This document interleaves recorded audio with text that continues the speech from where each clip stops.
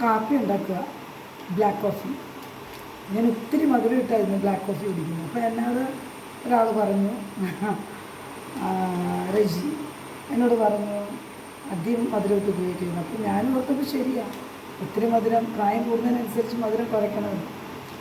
പ്രായം കൂടി വരുന്നു എന്നോർത്ത് നമ്മൾ മധുരം കുറയ്ക്കാനും പാടില്ല, കൂട്ടാനും പാടില്ല, കൂടാത്തതല്ല.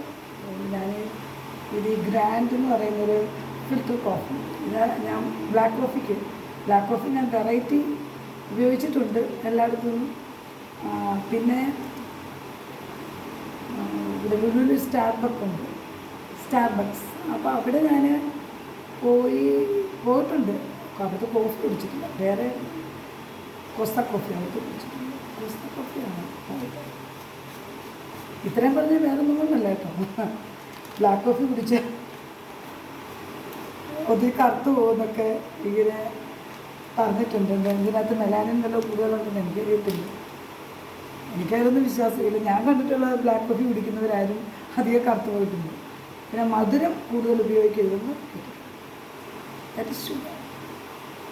ഹിന്ദി മേ ചീനി, അതെനിക്കറിയാം, ഇപ്പം മനസ്സിലായി. പിന്നെ കുറച്ചൊന്ന് ഷുഗർ ആഡ് ചെയ്യണം.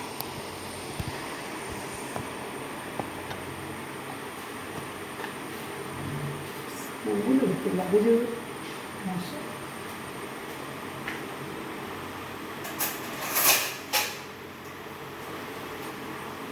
ചീനി എന്ന് വെച്ചാൽ ഞങ്ങളുടെ അവിടെയൊക്കെ ചീനി എന്ന് പറയുന്നത് കപ്പ, ഇതൊക്കെ കപ്പ എന്ന് പറയുമോ ഞങ്ങളുടെ ചീനി.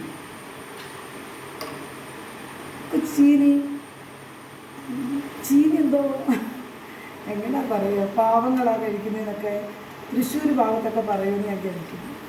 ചിലപ്പോൾ അങ്ങനെ അവിടെയൊക്കെ എങ്ങനെ ആയിരിക്കും അറിയപ്പെടുന്നതെന്ന് വെച്ചാൽ പണ്ട് കാലത്തൊക്കെ ഞങ്ങളുടെ ഗ്രാൻഡ് പേരൻസ് അവരുടെയൊക്കെ സമയത്ത് കഴിക്കാനൊക്കെ ചിലപ്പം സമയത്തൊന്നും ഉണ്ടാകത്തില്ല.